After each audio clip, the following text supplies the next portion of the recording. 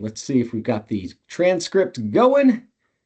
Cool. Let's rock and roll. So, what we're doing this evening is talking about polish and finish on digital paintings. And I know maybe some of you guys are really, really new to digital paint, and you're like, oh my gosh, I've already got so much stuff in my head and to think about. Why would why I am so far off from even thinking about polish and finish? Hopefully the lessons that I'm going to talk about in here and the things that I'm going to show you this evening are going to be useful for you to think about the end game and where it is that you're heading with these digital and electronic illustrations. So I've taken some time and I haven't really looked at this painting in a while. It's been in my head. Whenever I'm working on a painting or an illustration, or anything, I start to get a little OCD about it. I start to think about it and sort of play it out in my head. Usually I take a photo on my phone of the screen and look at it, from afar and on another medium, just to be able to sort of refresh my eyes. And coming back to this painting this evening and moving into the final polish phase, I've got a lot of the major decisions made with this painting. There's no doubt about that. I think it's looking pretty cool, but there's still some things that I can improve. Like I left the other night feeling like, man, there's more that I could do with this character's face. It wasn't quite working for me. So here's what I ended up doing. I took a good look at it, and previously I had this here, that's a little bit small. Let's get in closer.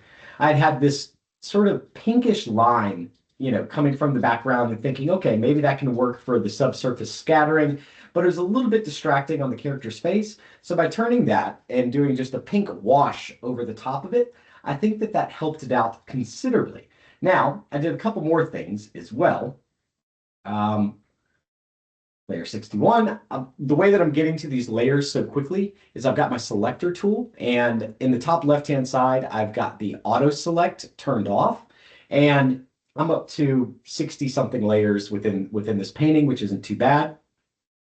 I highly encourage you guys work non-destructively, work on different layers, and don't try and do everything in one go or one pass. That's really going to help you out an awful lot.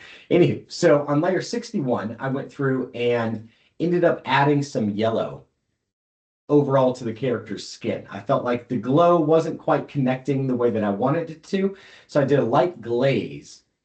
You can see me turning it on and off here, of a glow on the character's skin, thinking about where the light source is coming from the glowing knitted cocoon. And then from there, I started thinking, okay, well, that looks good, but it feels like there's something missing now on the character's chest or body. So if we've got that much light, you get a little bit closer, that's working on the, there we go, that's good, on the character's face, and it's illuminating it that much, I need to be able to go back and make the body match. So I ended up turning on and doing another kind of glaze layer really lightly with a yellow or with an orangish pink over the top of the character's body. And that really helped to create that glowing effect that I was going for. And I'm feeling pretty good about that. So while I've been painting this, for the most part, I've been staying pretty far away throughout this entire process and working really, really loose. And that works great to be able to get the big ideas, the color space, the lighting working from a global perspective. But at some point, you got to pay the piper when you're working professionally in illustration, and you got to get in there and start detailing this stuff out and really sort of refining the work.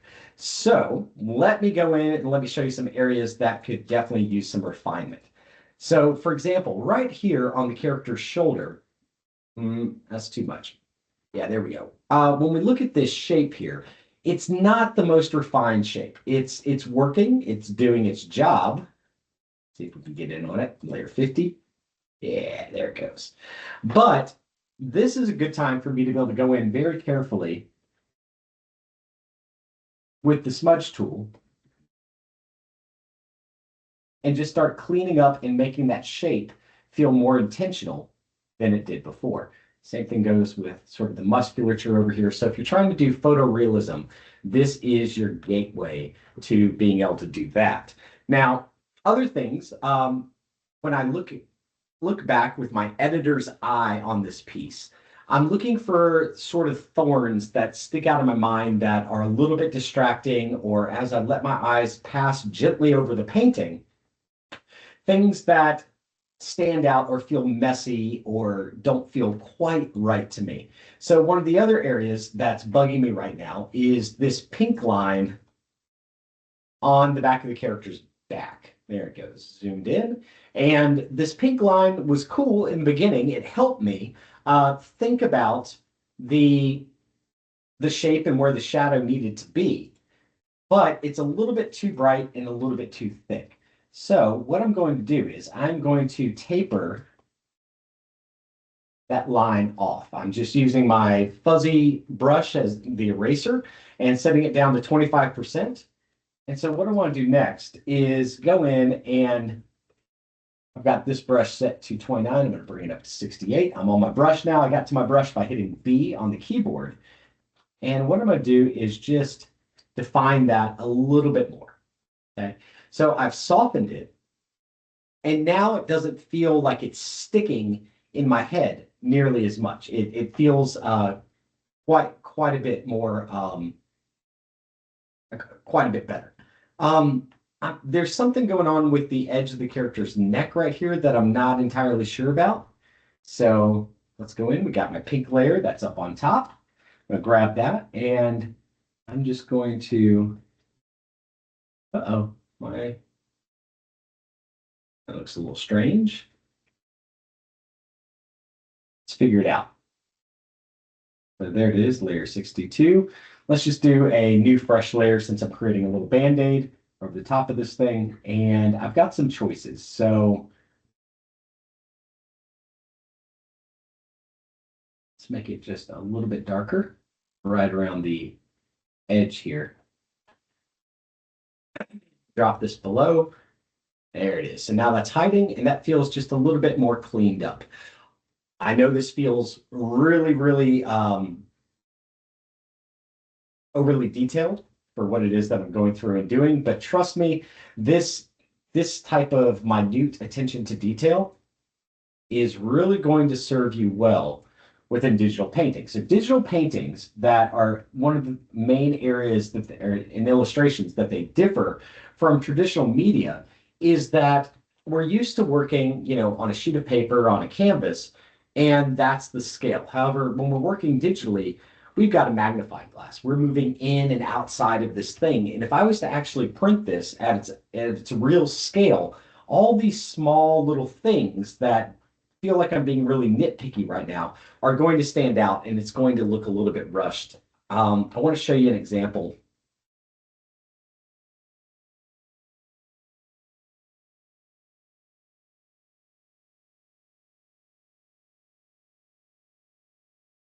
On DeviantArt. So let's see if I can't go in and find my webpage. Actually, I know where to find this. Let's go to scat.org. Bunch of old paintings in here.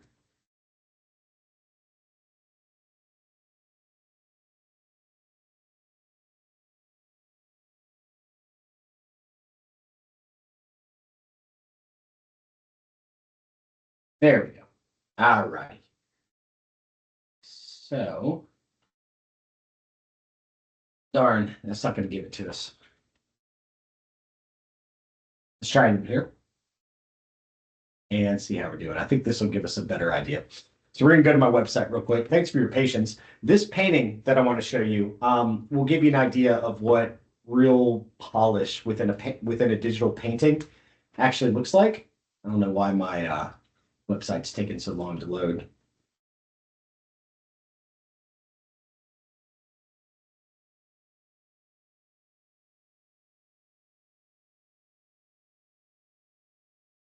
Right there.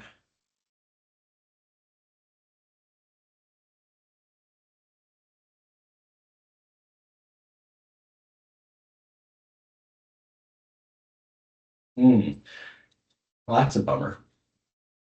Okay, moving on. So trust me on this one, if the website would decide to load, you would see that the items on the desk here If we can go in with the plus button.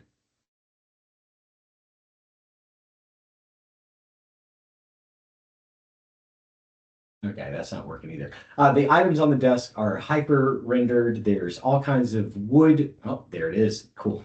Finally. Welcome back, Internet. So we're in my motion graphics section of my website. And we're looking for Rabbit Secret Force.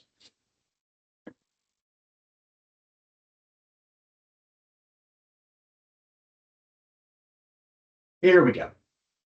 All right, there. That is much, much better when it comes to showing the full scale of this painting. So this is a very, very polished digital painting. Um, so there's the full thing. Now we get an idea of what some of the details within this painting actually look like. So you can see that the items on the desk, the cell phone, down to the screws and the bolts and the bullets and stuff like that, are all really, really detailed. Let me give you another one. So this next one is going to be this window scene in the background. That's how that one's painted. And then this is the owls and the owl's feet as well as the monocle. And that one is painted to this degree. So you can see that brush strokes have been heavily, heavily cleaned out of this painting to be able to make it able to print out at a super large scale. And that is exactly the point of going into this one. I want to see just how detailed I could really get with it. And digital painting totally allows you to be able to get that level of detail and work on a larger scale or larger depth of detail than you might have ever done before. So let's look at some other areas. Where does this stand if you say, hey, I've got a really like sketchy, rough, kind of illustration style. I don't do this like smooth, kind of hyper realistic type stuff. That's totally okay. That's cool too. But there is still room to be able to improve. You can see right here on the edge of the tree trunk that I've left in the texture. The texture still exists there and on the pink side, I think that it's working well. However, when we jump over and we look at the blue side, this blue highlight that's on the back side of this thing, this has not really been refined yet. So it's a little messy. It's pretty squiggly. It looks pretty rough when we're checking out the way that this has been painted.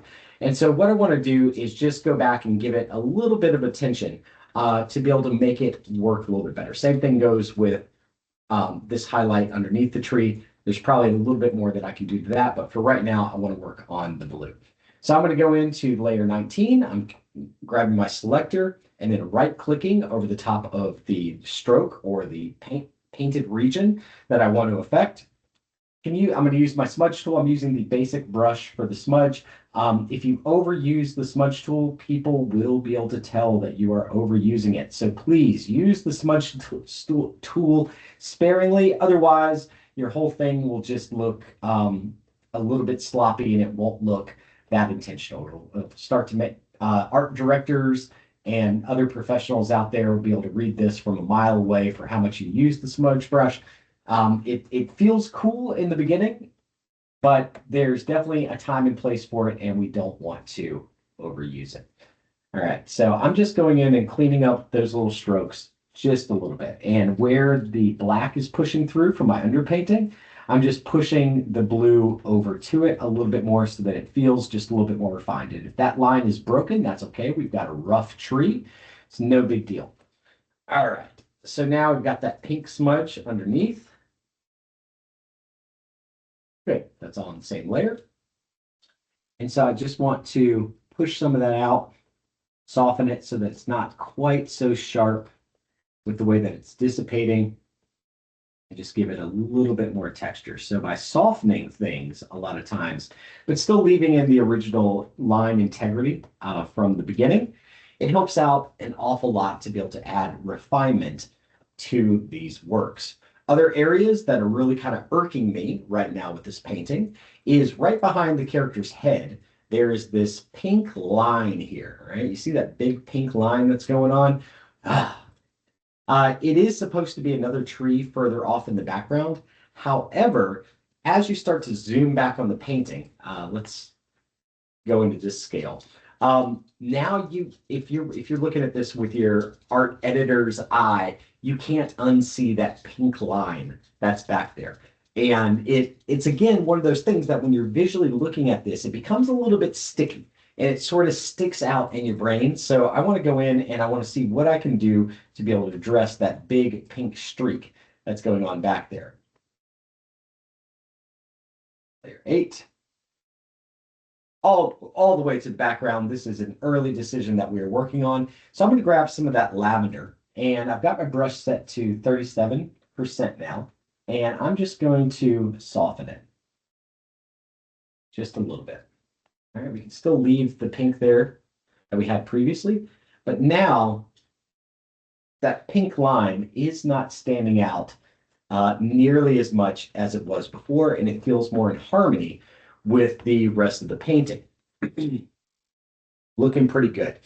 Other things that I've been considering while I'm looking at this and really trying to bear down. There's a couple different choices and avenues that I can take. So the first one is this tree that's in the background on the right-hand side. It's really, really dark. And I know that it's supposed to be in the foreground as well. And it's got some blues that are coming through on it, but I feel like it's competing with the tree that's in the foreground just a little bit more. That brings me to another thing. So now that I've introduced all this glowiness that's happening on this character, it sort of feels to me like the rest of the painting needs a little bit more glow on it. But I don't want to overdo this because then the whole thing can become a little bit foggy and a little bit messy, and we really don't want to go too much glow. So I'm hitting V on the keyboard to get to my selector, and then I'm right-clicking to be able to get to that layer very quickly, and then I'm holding down Control and selecting the icon. I know that happened really, really fast, but that is, you do it 1,000 times, and it's gonna feel really automatic for you. So I had recommended to you guys previously that you don't really use the fuzzy brush. Try to avoid using it when you're doing digital painting until you're at the very end, because it'll make everything, it's not the best brush in the world to paint with. So what I'm doing right now, oh boy, that's cool, is pulling that pink from the background onto the tree. However, I've got a few more layers over the top of the tree. Yeah, here's a great example of what the fuzzy brush does. So the fuzzy brush will make everything look super smooth, like it's like a PVC pipe, like a round metal pipe, and we lost all that great texture on the tree. Is the tree shaded? Yeah, technically, but it's entirely too smooth. And let me turn this layer off. Now the tree, get it closer, feels more like a tree. Now, what I want to do is I'm sort of painting in light. I've got this pink. I know it's entirely too bright on here. So what I want to do next is start turning it way down. All right. So that is pretty good.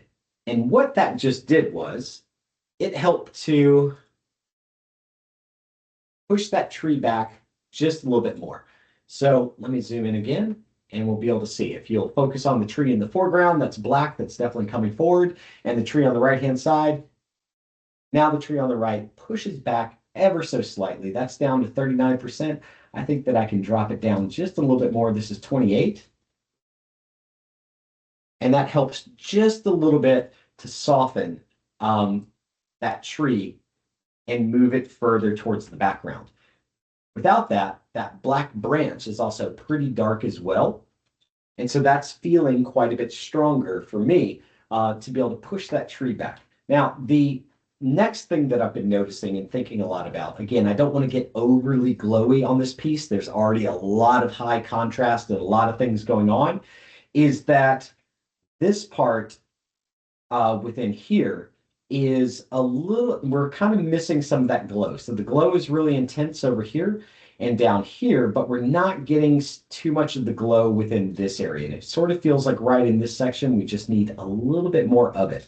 So I'm going to grab this layer. Let's get back to 43 that had my glow on it before. to go up one layer, create a new one.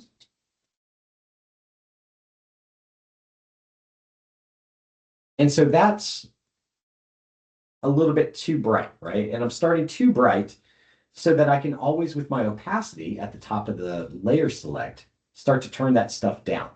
So here it is without it. Here it is with it on. You can see that that's a subtle little difference, but it really helps sell the glowing effect that we're trying to achieve. One other thing, if it doesn't quite feel right to me, sometimes I like to go into the layer interpretation and start messing with how that's reading. So this is a time for me to really keep my eyes on the thumbnail, or sorry, the navigator window in my lower left-hand side, so I can zoom back and get a global idea of what that glow is doing. Ah, there it is. Oh, to the entire shot.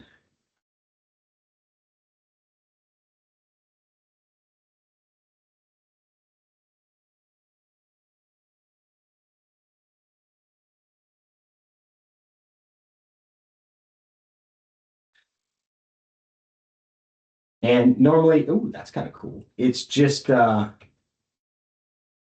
shopping for solutions that I feel like are working. Exclusion's pretty strong. Turn that down just a little bit more. On and off, on. Yep, it was a little bit too red through that section. I'm gonna turn down just a little bit more so that it's not too much. So we ended up with 35% of the total layer. Here it is at 100. You can see that that's a little bit too bright. So bringing too much attention, but starting from 100, turning it down, messing with the layer interpretation. Exclusion ended up being the winner this time. And bada bing, bada boom, it's working. I want to give you guys a couple more suggestions here. So one of the cool things, if no one's ever explained this to you, or haven't done a lot of like painting work in the past, is that digital illustration, well, good paintings use the color palette from the rest of the scene everywhere. So right now I've got all this yellow that's really isolated over here. I'm starting to bring in some of that yellow through my background. I'm on this tree. This is a good example. Over on the right-hand side, you can see that I'm starting to get some of those blues that are within the background within the shaded portion of the tree. And that's working really well for me. That's a good sign that the artist is considering the shadows and the shadow colors in a meaningful way. That looks messy up there.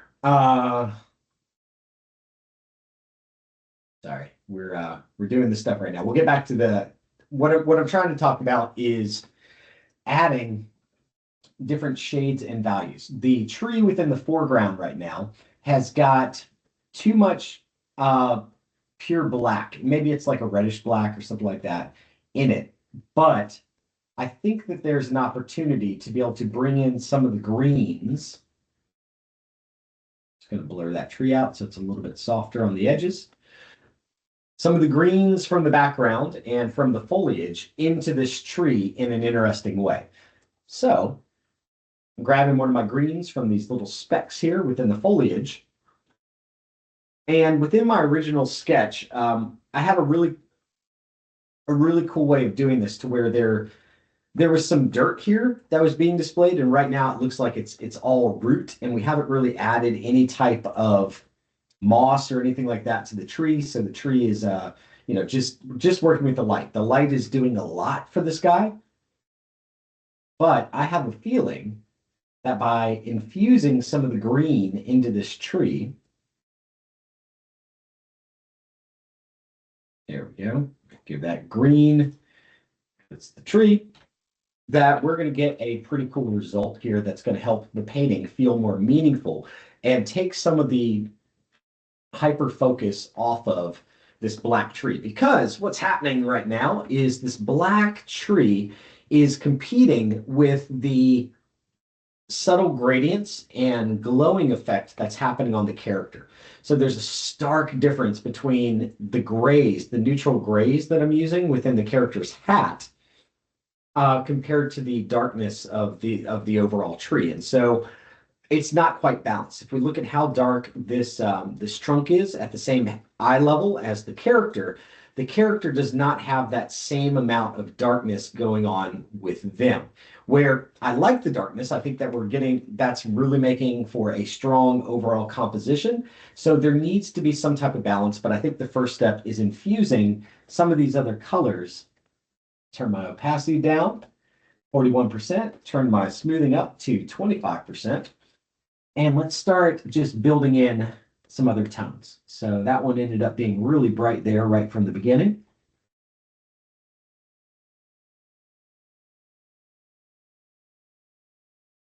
And it's fine to leave some of it dark because we've got dirt within this shot.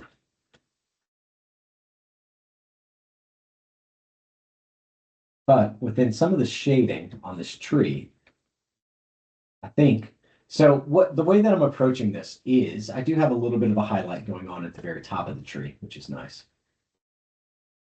Um, is that this green color that I'm using is a very, very similar value for you to make it gray to what's going on with the character's hat. And so this is allowing me to bring a little bit more of that color into the shot. I'm probably going to end up pulling this back and dropping it down and erasing it, just like we did with the light a moment ago.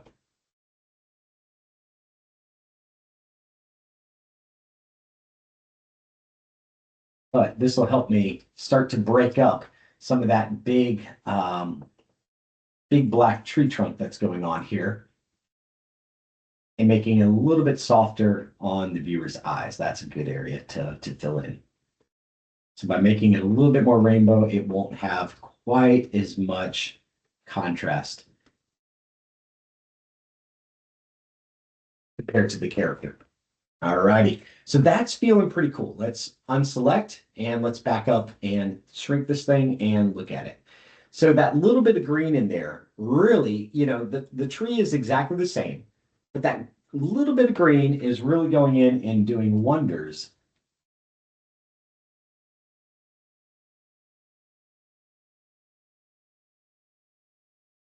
to be able to fuse this entire painting together. All righty. So, like I said, I'm going to end up erasing some of this stuff. I'm on 25% with my brush. A little bit bright there. I want to taper, especially that stuff out quite a bit more. And one of the other things I've been considering for this painting for final little tight details is adding some kind of like mushroom structure over on the bottom left hand side of the tree, and to pull in some more of those bright colors that I've been using. So I'm just going to let it be real subtle here.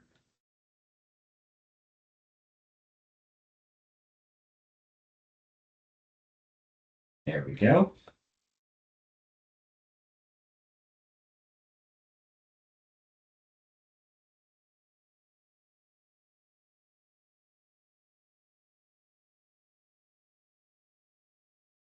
Cool. And that feels a heck of a lot stronger to me to start bringing in some of those greens from the rest of my shot into, just going to keep it going here just a little bit more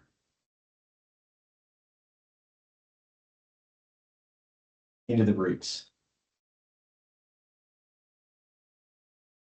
There we go. I like it. So turn it off and you can see, going a little bit closer, you can see how dark this really looked before. And just by adding that little bit of green in there, it helps to give more interest to that very dark space that we are creating. All right. Um, Likely I can still take this section and tweak it and make it a little bit darker, a little bit more high contrast, but that'll come at the end. Let's try those mushrooms within the shot real quick and see if that is working, if it's a yay or nay, if we're going to keep it or toss it. So now I'm on the very top layer of my tree, and I just wanted to add, let's see here, what is a good mushroom color? We've got the blues back there that are pretty interesting. We've got the greens. This red, I think, is the one to go with. So I'm going to turn my opacity all the way up.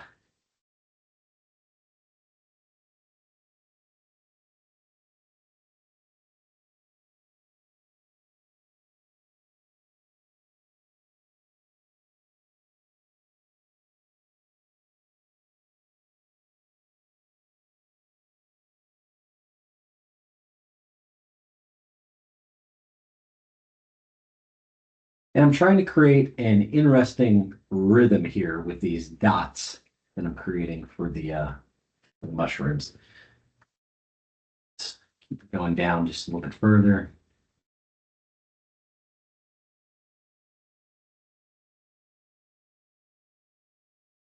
We've got the main ones that are growing out, maybe an older one. All right, let's deselect, have a look, and they're okay. They're cool. Let's try some of this really bright blue that I've got in here.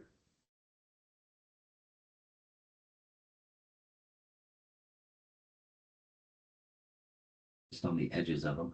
And again, I'm painting really, really far back here. I'm not going in tight on this because I just want to be able to get a good global view of how that is working. All right, so overall, the mushrooms are nice. I think it's a cool, interesting detail. I'm gonna use my burn tool. See if we can't bring them closer to dark on the sides. Let's pull some of them back so they're not all entirely even. And next, I'm probably going to need to add some type of shadow just underneath them so that they feel a little bit more grounded in the actual tree. We get some idea of the depth here. All right, eraser. I'm on 25% with the eraser. I want some of them to really, really fade back. Don't want all of them pushing forward, but we still want some of that red there just to give the idea that it exists. All right, let's zoom back. All right, cool. So that is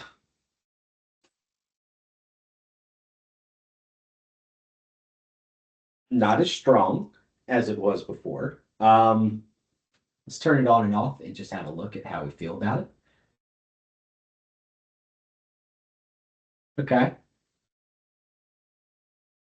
So that gives our eyes just a little bit of friction and a little bit of texture to break up those strong verticals that we are creating over on the side. Maybe if we're going to introduce these, let's stick with it and see what happens if we do one or two of them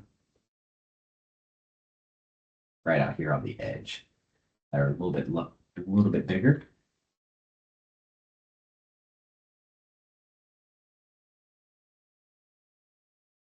And we want our blue again. Bright blue.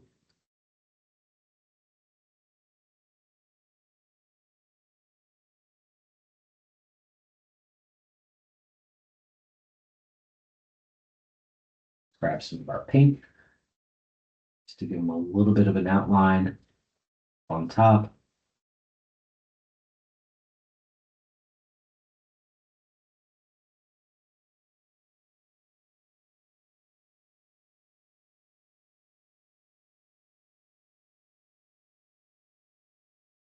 So that one is catching the light coming around the edge just a little bit.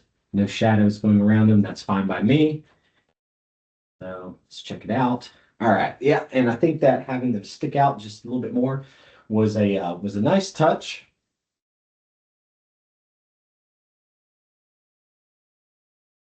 And yeah, I think that it helps to create a little bit more balance. Go up here, neon green, so you guys can see it.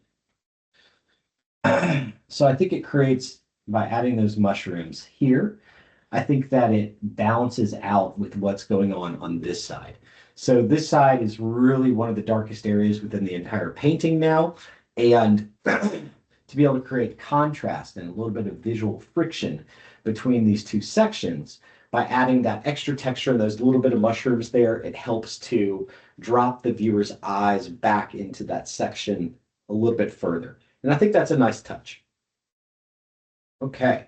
The plants down here in the bottom left-hand side, I just had a realization that some of you guys are gonna like never finish your paintings because you're going to go right into this super detailed portion of the paint. And it's very important that you guys start and work your way very, very loosely through the entire painting first before you start getting into these little micro details. If you stop every 2 seconds and start painting, something else in or getting this tight this early on, you will never finish these digital paintings. It's so important to be able to stay loose from the start, and then you work your way into the details. So this part down here, all these little brush strokes are very graphic. They're not too refined. And, when I was first starting off with digital painting, I would have gone through and painted every single one of these little leaves in here absolutely perfectly. You don't need to. All right. So we're going to talk. The 70-30 rule is in play right now. So 70% of this composition is there to be able to push the viewer's eye towards the 30% that I really want them to focus on. And if you guys remember,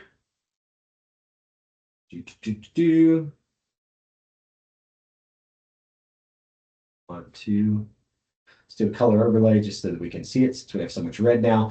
This, many moons ago, when we were at the sketch layer, was the plan for how I wanted people to be able to look at this painting and to be able to read what's happening within this shot. And now that we've added all this accoutrement, all this lighting, all this glowy stuff, all these details into this painting, is it effective? Is it working? And I would say that, yeah, we've accomplished our mission. We're activating this area where I had the skull and crossbones over on the left-hand side. It's not drawing too much attention to itself, but instead it's helping to flow with the rest of the composition. And if I was to save, block out all of this stuff, so this entire guy goes away. And I just printed out a really tall canvas painting of just this section. It works. It's a beautiful composition. The colors are working well. I would hang that on a wall. If I saw that, in the front of an office building, 12 feet high, when I walk into it, I'd say, hey man, I'm in a pretty cool, fancy place. Let's see how many other ways that we can do this. So if we were to look at this composition, even though we've got our focus, I hope you understand that the character is the focus here. But if we were just to limit the composition to just this little portion, I think that it still works. Compositionally, it's interesting. It's got a good balance and rhythm to it between the glowy line over the left-hand side and the quilt over on the right. So it starts to pull you into the story just a little bit more. And all of this stuff is coming together to make a pretty darn successful illustration and composition. So we are in that detailing stage. I can see another section here that needs my attention. So this tree branch, poor guy, he is looking not refined. Needs quite a bit more work on him. So what I'm going to do here is just start. Yeah, let's use the eraser. I'm going to bring my eraser up to 100%. I'm still on the glowy brush, but I'm making it small enough.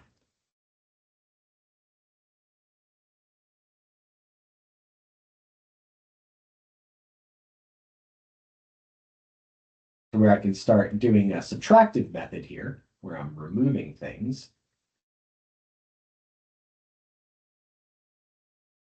And these branches starting to make a little bit more sense when it comes to, that's a weird little nub that's on there. Let's leave it. I like it. Just got to make it make sense.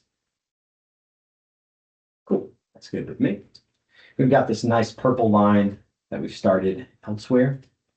So I just want to include that purple line to give this just a little bit more refinement and make it feel more intentional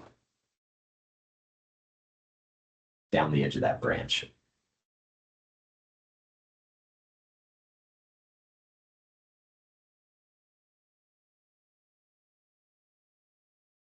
Use the eraser again. Back some of that. What all that was supposed to be didn't need to be there. It's messy.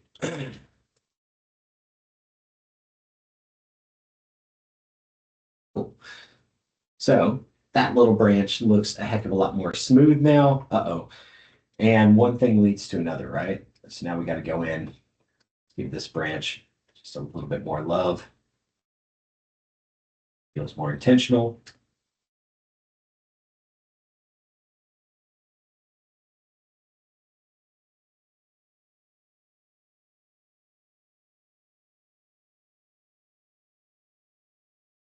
There we go. That works for me. And the other branches are feeling pretty good. Let's just have a look up here. I know, yeah, that this will start to drive me crazy after a while. Right. This one, I'm going to turn my brush down to 25%. We're just going to soften that edge on the inside of it. Same thing goes for all this stuff. It's just a little bit too sharp. That one, a little bit too sharp or a little bit too big again.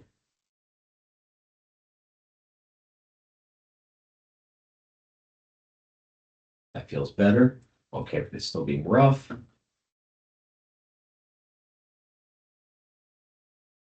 And yeah, all right, we're in a pretty good spot for this one. Um, Last thing I want to do is give you guys some tips. Let's export.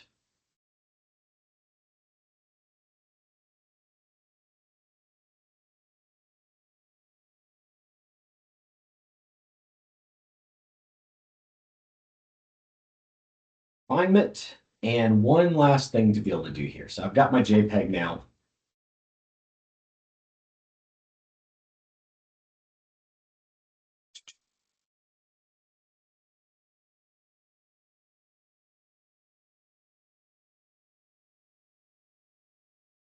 Refinement.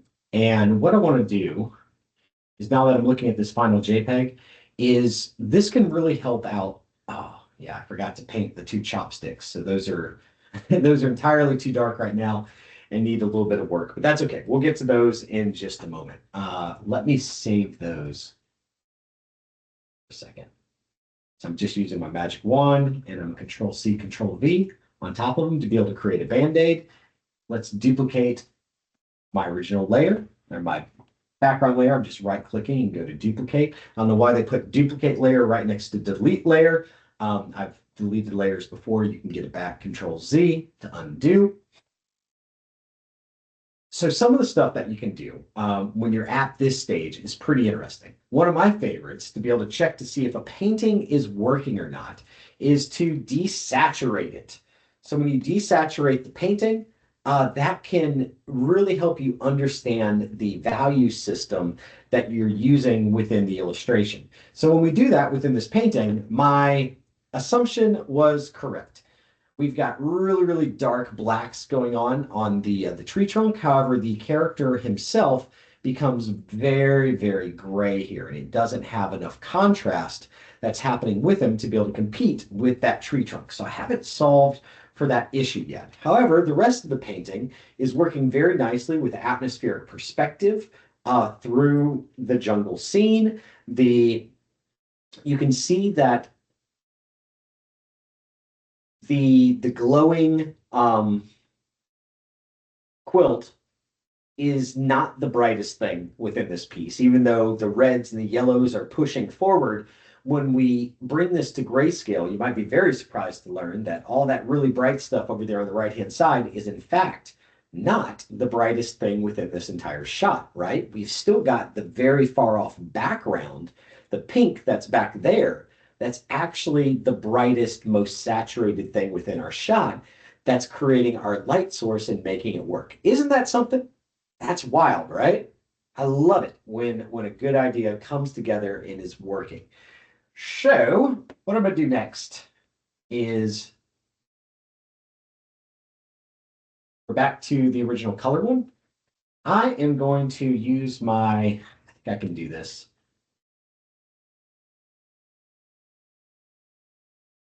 my lasso tool, and I'm going to paint. I'm just going to draw select around this character right now.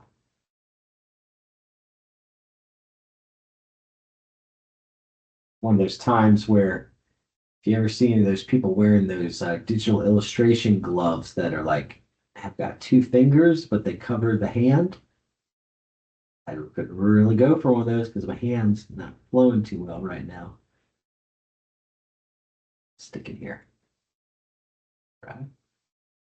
There we go.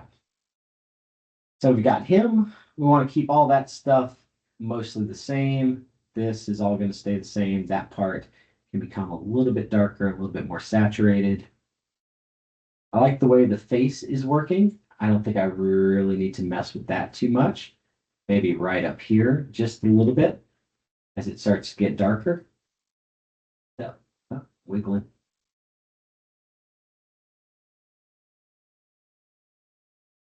Right. And I like the way the hair is working on top of the hat. But that's okay. So that's my first try with this thing. Next up, I'm going to hold down the Alt key, and that allows me with my lasso to unselect things that I've grabbed. And then I can hold my Shift key and add things to my selection so I can just refine it back a little bit further. That's working for me. All right, Alt to deselect things that I've picked. Adding just a little bit more. That's all feeling pretty good. Okay, so I'm hitting Control C with my selection, and then I'm going to hit by holding down Control, Shift, and V at the same time, I can paste in place. So if you remember, the issue is that this guy isn't quite matching up with the blacks that I have within the tree over on the left-hand side. Now, to be able to do that, it's very simple.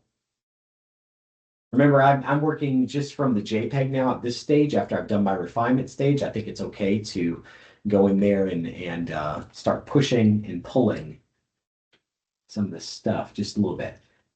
Now, this can work really good to do on a global scale with your painting as well. We're using a Band-Aid approach to it.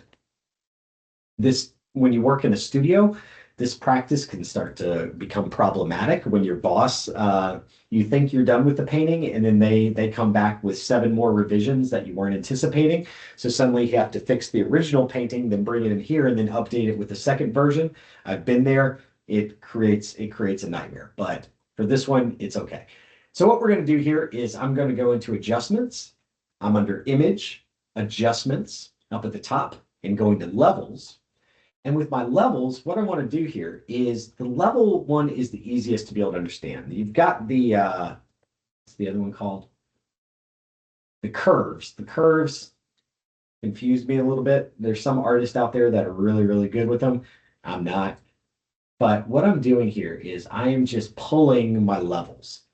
Okay. So on the left-hand side is black. On the right-hand side is white. And then in the middle is where the gray area is at. So this is me pushing those highlights just a little bit more. So he's becoming much, much brighter. I don't want that to happen. What I want to happen is for my blacks on this character just to become a little bit darker than they were before. All right. And now I've got my grays in the middle, right? So we can push that all the way up to white if I wanted to, or I can continue to darken them even more. He looks like the Domino's guy right now. But there we go. So I can sort of pull in between by making my darks darker. And now keeping my eyes on the, what you call it, on the thumbnail view down at the bottom, I think we're in a much better spot for that character in terms of fitting into the overall painting. So now I'm going to turn off the new one so that you can see the difference between, and again, let your eyes go kind of fuzzy here. The updated color crunched version versus the old version. Yeah, I think we can go a little bit more. Image adjustments levels. I'm gonna pull the blacks in just a little bit more. There we go. Yeah, that's more like it. So I didn't select all of them. I just select a little bit of them. And now we can see that color change from an overall perspective. This is creating a much stronger silhouette. Yeah, we're losing some of those nice little subtle shades that I created up in the character's hat. And he's becoming a little bit more burnt and a little bit more red up there at the top. But now I'm going to go in and I'm going to feather that Band-Aid. Because right now you can see the difference where it's really, really, there's a line going right through the character. So that's why I didn't select all of this. I've got my brush up to 100. Let's bring it down to 65 so I can do this just in a couple steps and be a little bit more controlled with it. That's feeling good for me. Now we got the cheeks, these glorious cheekbones. Softening some of that. Some of this, maybe we want to pull down. You like it. Using the smudge tool. Now we've softly blended this in to the rest of the character. I'm going back to my eraser now. You're just erasing it off on the side of the character. And then where those highlights were before, I really did like the way the light is working with them. I'm just going to erase just a little bit out around the edges of the character.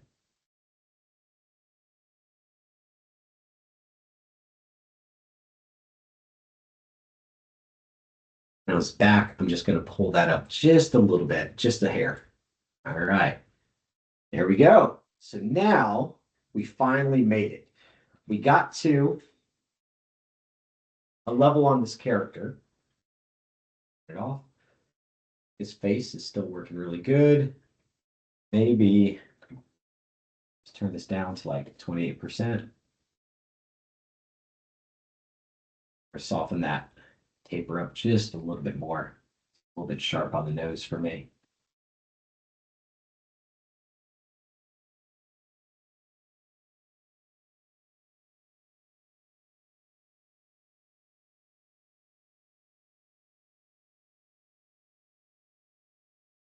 And now when we look at the overall composition, I think that that character fits in much better. So with our previous shot, you can see maybe how kind of gray this character was. And now let's go in to merge those layers because I feel confident about them. And I'm going to desaturate.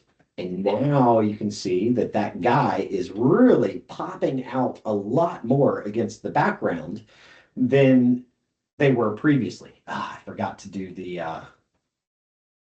chopsticks. Okay.